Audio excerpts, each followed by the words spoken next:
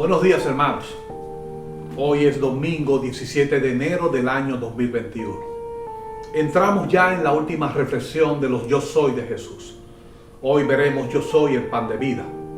Está en el capítulo 6 del libro de Juan y el versículo 35. Pero antes oremos al Padre. Te alabamos, Señor, hoy con todo nuestro corazón. Permite, Señor, hoy contar de tus maravillas. Que tu palabra, Señor, sea establecida en nuestro corazón para poder alegrarnos y regocijarnos en ti. Misericordia atende hoy de nosotros, Señor, para que nos levantes, Señor, y podamos confiar totalmente en tu nombre. Te pedimos todo esto en el nombre poderoso de tu Hijo Jesús. Amén, amén y amén. Yo soy el pan de vida son las palabras de Jesús en el libro de Juan capítulo 6 versículo 35. La Biblia nos muestra a Jesús hablándole a personas que hasta ese momento buscaban señales para poder determinar si Él era el enviado por Dios. El problema es que para poder entender bien esta frase, no es suficiente solamente con leer el capítulo 6 y el versículo 35 del libro de Juan. Para ello, tenemos que evaluar el capítulo 6 desde el versículo 28 hasta el versículo 51. Para esto tenemos que dividir la reflexión en 4 fases. La primera es lo que se llama la obra verdadera. La segunda es la demanda de señal. La tercera es la frase, yo soy el pan de vida. Y la cuarta es el fracaso del pueblo escogido por Dios. La primera fase nos lleva a lo que se llama la obra verdadera. En los versículos 28 y 29 del libro, los judíos le preguntaron a Jesús qué tenían que hacer para llevar a cabo la obra de Dios. Y Jesús les respondió lo siguiente: la obra de Dios es que ustedes crean en el que Él ha enviado.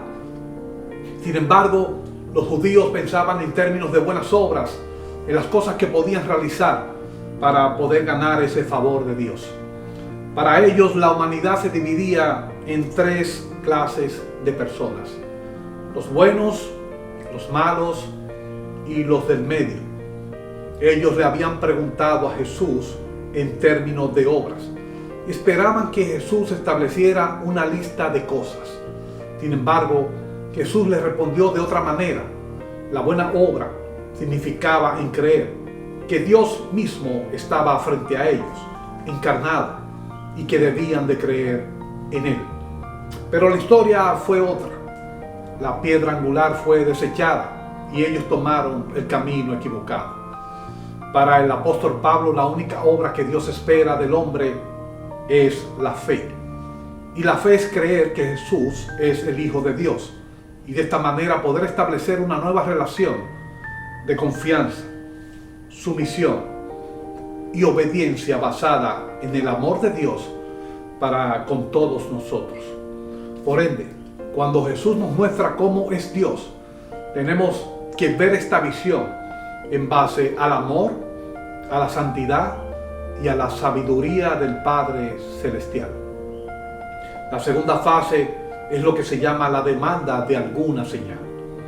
Esta parte la encontramos en los versículos 30 al 34. Lo anterior no fue suficiente para estos judíos y de nuevo increparon a Jesús con lo siguiente: ¿qué señas vas a realizar para que nosotros podamos creer en ti y saber que eres el Mesías? ¿Cuál es tu obra? Nuestros antepasados comieron del maná en el desierto, como está escrito. Jesús les respondió lo siguiente: esto que os digo es la pura verdad. No fue Moisés el que le dio de comer pan del cielo, sino mi Padre.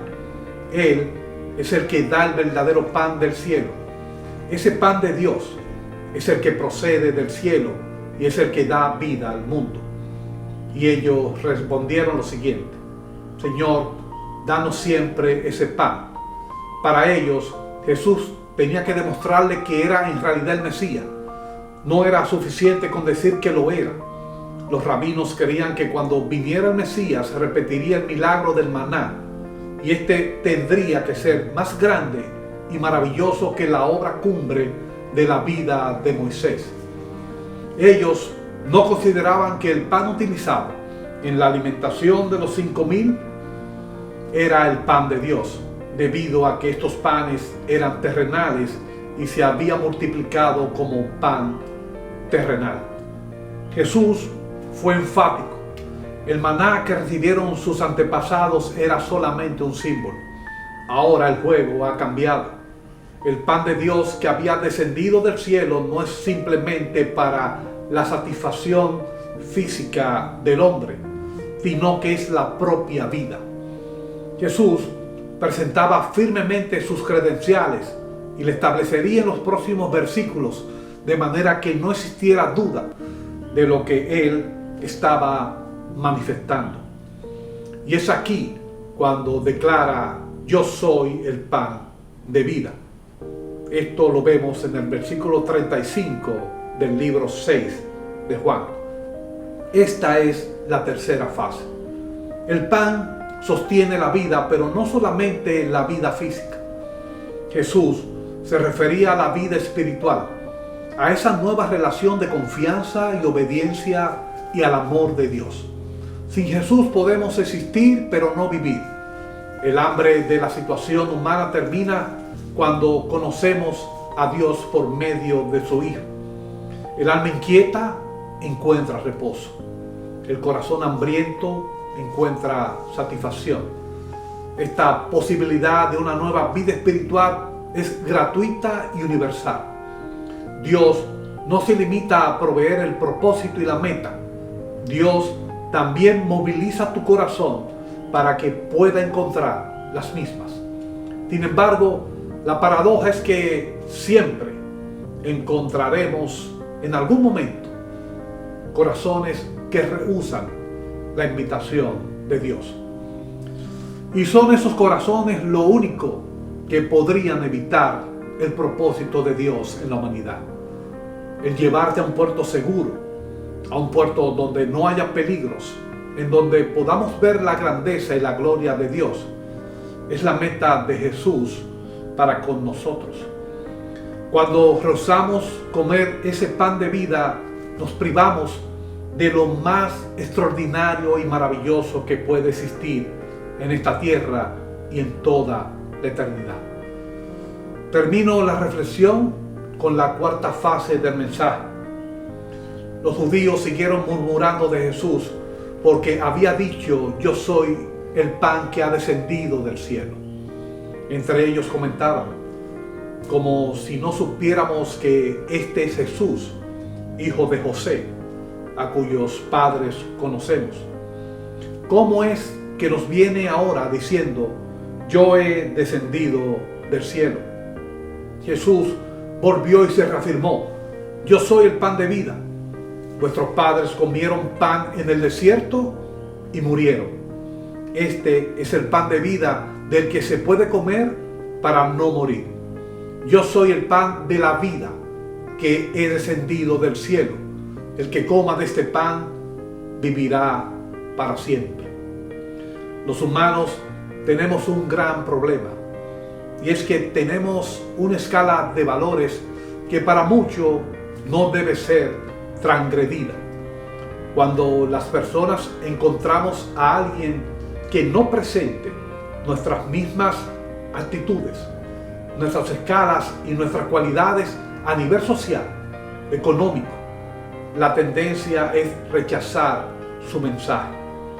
Somos incapaces de aceptar su verdad. Eso es lo que sucedió con Jesús. Provenía de una familia humilde. Para estos judíos era imposible que fuese Él el Hijo de Dios. Estamos tan apegados a nuestras razones personales que en ocasiones se nos olvida dejar a Dios que decida por nosotros. Tratamos de que las personas entiendan cuál es nuestra opinión y dejamos detrás a Dios y lo que Él pudiera pensar. En la mayoría de las ocasiones escuchamos, pero no aprendemos. Podemos oír de manera crítica, oír con indiferencia, mostrando síntomas de superioridad o de resentimiento, o solamente escuchar porque nos toca oír y no podemos hablar en ese momento. La única manera de escuchar que vale la pena es cuando oímos y aprendemos. Y esa es la única manera de escuchar a Dios. Los rabinos tenían un dicho: la generación del desierto no tiene parte en la vida por venir. Y esta frase no solo aplica para aquella generación. Esta frase también debe ser una realidad para la nuestra. Rehusar insistentemente la tierra prometida después de verla en el horizonte es negarse a aceptar la dirección de Dios. Podríamos ser excluidos para siempre de la tierra prometida y no entrar en el reposo de Dios. El ofrecimiento del pan de vida y no aceptarlo nos llevará a perder la vida en este mundo y la del mundo venidero. Mientras que cuando lo aceptamos gozaremos de la verdadera vida en este mundo y de la gloria en la eternidad. Jesús terminó el versículo del capítulo 40 con la siguiente afirmación extraordinaria: y esta es la voluntad del que me ha enviado, que todo aquel que ve al Hijo y cree en Él tenga vida eterna, y yo los resucitaré en el día postrero. Que el Señor los continúe bendiciendo, hermanos. No soy Einstein, ni Van Gogh, ni Cervantes, ni Platón. No tengo en mis venas sangre azul, no soy ningún dios. Y si me haces 1000 preguntas, no sabría responder. Solo sé que yo era ciego y ahora puedo ver. No sé nada de la bolsa, no soy un cerebro gris. Nunca fui a la Casa Blanca, la verdad, no sé si quiero ir. No poseo grandes sumas que pudiera ofrecer. Solo sé que yo era ciego y ahora puedo ver. Y una cosa es respirar y otra es ver la luz. Y hoy te miro y ahora sé que no hay nadie como tú. Yo sin nada que ofrecer, tú me viste a mí. Sin dinero, sin sombrero y me hiciste feliz.